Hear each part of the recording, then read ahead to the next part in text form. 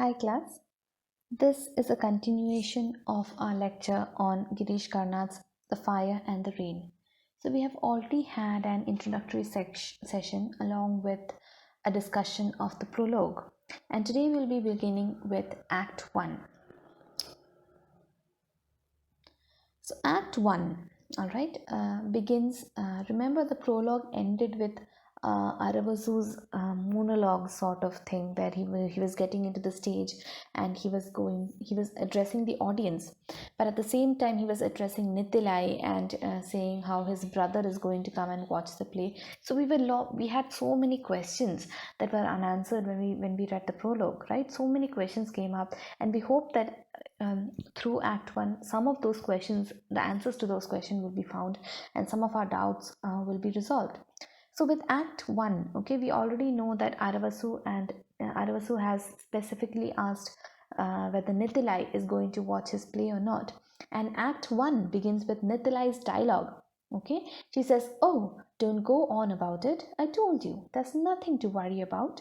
The elders will gather under the big banyan tree and ask a few questions. You answer them." Okay, so the first sentence itself, like there is no context given to us, we are not told anything, we are directly going into the dialogue. Okay, and Nithila is asking Aravasu to not worry. Now the context here is that Aravasu and Nithilai are in love, okay, and they want to get married, but the problem is that both of them belong to two different castes. Aravasu is a Brahmin and Nithilai is a tribal girl who belongs to the hunter tribe. She's a forest girl, alright? And because they belong to two different castes and two different tribes as such, they have completely different traditions, okay? As a Brahmin, Aravasu is not used to the kind of traditions that Nithilai and her family members and her tribe has. So in order to marry Nithilai, what he has to do is that he has to go and talk to the elders of the tribal village. Okay, he has to go to Nithilai's village. He has to talk to all the elders there in the presence of the entire village and some people belonging to the neighboring village, with old people, young people, women, children. Everyone will be present in that meeting.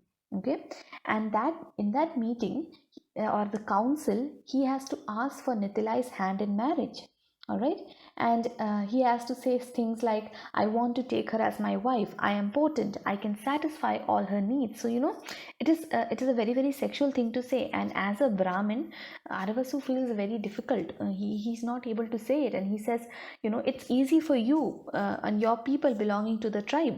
I know that they'll make fun of me. They'll make faces when I'm saying something like that." So Nithilai says that yes, that's true. Okay, Aravasu is very afraid. He says, "I can say these things to you, but I feel very ashamed or embarrassed of saying these things out in public." Okay, so Nithilai says, "What's the use of saying these things to yourself?" And he says that you don't understand. Okay, for the young men of your tribe, it is not a very difficult thing to do, but I am a Brahmin, and to say all these things out in plain, this sentence is very important. That's why I've put it in the slide also.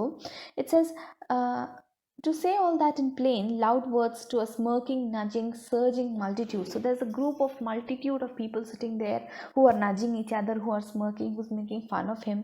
Okay, so to say this is very difficult, especially since there are no hymns.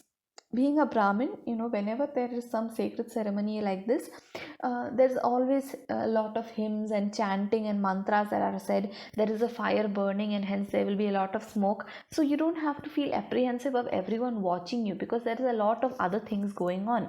But here, nothing like that is going to happen. Everyone's focus is going to be on Aravasu himself, and that's why he is nervous. Okay, and then Nithilai adds to his nervousness by saying that the entire village and some people from the neighboring village will also be there.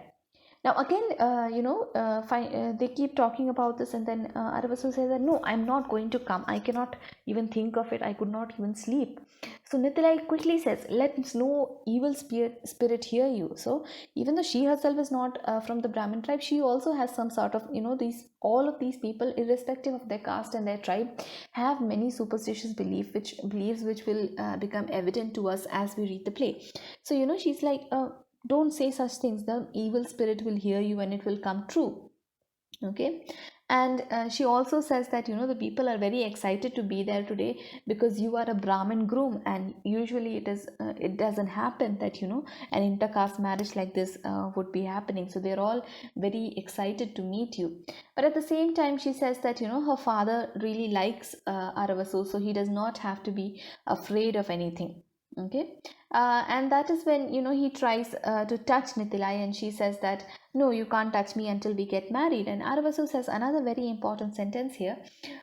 He says, all these days I couldn't touch you because Brahmins don't touch other castes. So look at that untouchable idea that we are very, very familiar with in the context of India is coming up, right? That people, because they are Brahmins, they do not touch people belonging to other class. So all these days he couldn't touch Nitilai because she was from a lower caste. Okay. Now she says she cannot touch him because among the hunter tribes, among the tribes to which Nitilai belongs, their custom is that unmarried women do not let other strangers touch them. Okay. And then she says, are you sure, after we get married also, maybe there will be some other new rule that will come up so that I cannot touch you. They're just playing, but there is a very, very important meaning in that sentence, because first of all, the dialogue about the Brahmin not touching the other caste, it shows us how deeply rooted that caste system is in the society. All right. And then the hunter girls not letting others touch them, so they have it shows that they are not very trusting of these other tribal people. All right, so those are some ideas that we get from there. And they keep walking, and then they reach a hermitage. Hermitage is a small I don't know the equivalent word in Malayalam for that. It's sort of like an ashram. Okay. And this ashram is actually Yavaraki's father. Now we are not told who Yavaraki is, but as we read the text further, we come to know that actually Aravasu is the son of what was his name? I'm sorry, I forgot. Is the son of Raibhya. Okay, Raibhya is Aravasu's father. Aravasu has an elder brother called Paravasu. That much we know, right? So Raibhya has two children, Aravasu and Paravasu. Now Raibhya has a brother, all right, and this brother is actually Yavaraki's father. Okay, so both of them are Brahmins. Now there is a confusion, because if you have watched the film, you might feel like this Andaka Baba is his father. No, Andaka is not Yavaraki's father. Andaka is actually a servant who was taking care of Yavaraki since he was a baby. Because and now Yavaraki's father has already died. When we are watching the play, Yavaraki's father has already died, and Andaka, even though he's not his real father, is actually a father-like figure for Yavaraki. And Andaka, another important thing is that Andaka is actually a Shudra by caste who is taking care of a Brahmin boy, Yavaraki. Okay, so this ashram actually belonged to Yavaraki's father, but after his death, Andaka has been sitting there and waiting for Yavaraki's return. Now, where has Yavaraki gone? We'll come to that. All right. So Andaka, Aravasu and Nitilai, they go to Andaka's hermitage. Okay, and Andaka is a blind man. Okay, he cannot see, but he can recognize people by the sound of their footsteps. That is a talent that he has. Now this talent is important towards the end, because we see that he is unable to identify the footsteps of Yavaraki himself, right?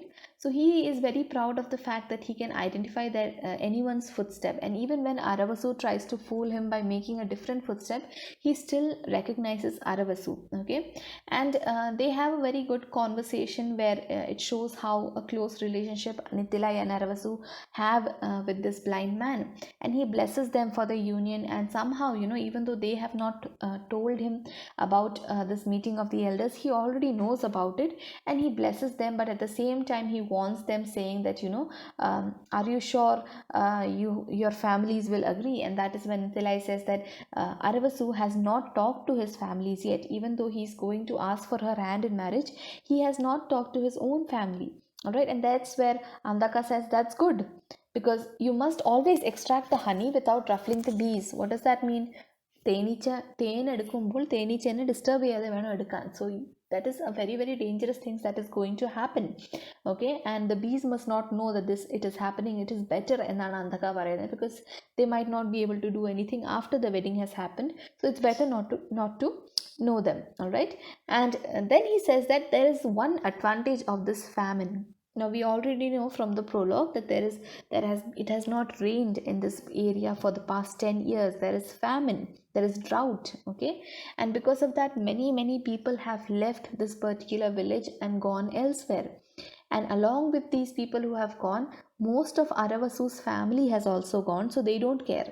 Okay, they have already left the city, and in order for Aravasu to get married to another Brahmin girl is kind of impossible right now, because none of the Brahmin families want their daughters to be married to this land where there is no water, so they would not care.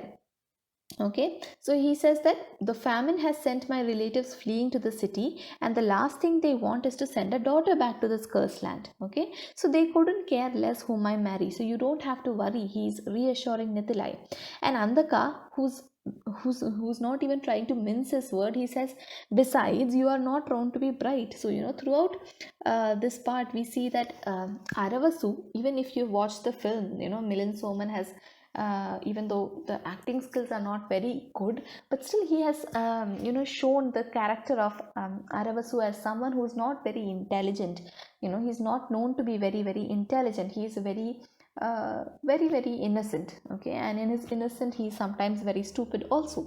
So he is not known to be very bright. Everyone knows that, and that's why they wouldn't prefer their daughters to marry Aravasu. So Andaka says that you are not in demand. That's an advantage. Okay, so no one is willing to marry their daughters to you. No one is willing to marry their daughters to this land. So that is your advantage. You can get married to Nithilai. All right.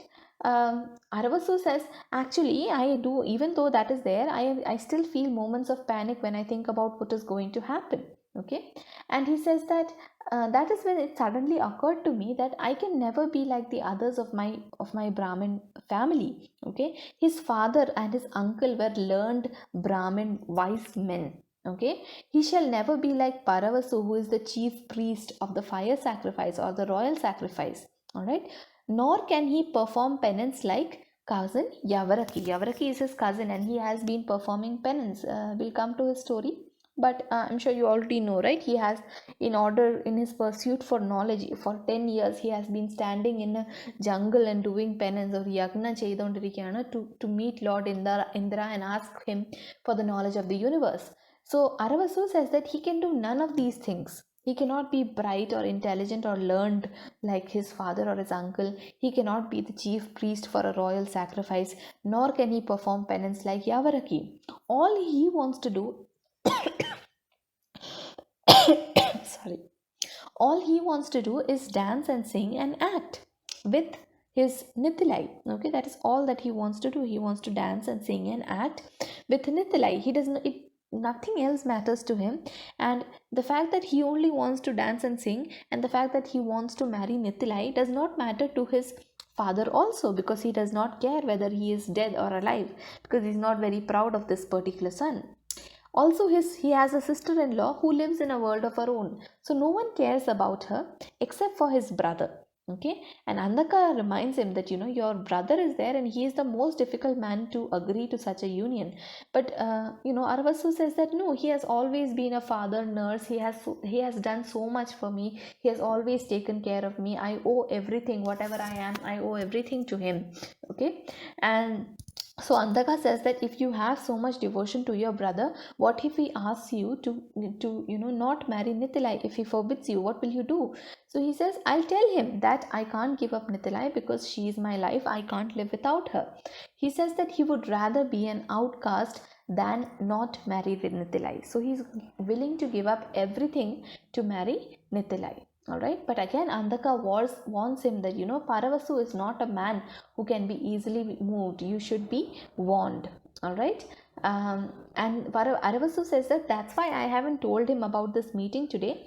And Andaka says that surely you really think that, because it is a big meeting where most of the forest tribe is going to join there. Many of the people from neighboring villages are going to join there. Somehow or the other, Paravasu will come to know about it. All right. So Aravasu says that that's the problem. I never expected Nitilai's father to call this meeting or this council meeting so quickly. He never even asked me. All right. So Nitilai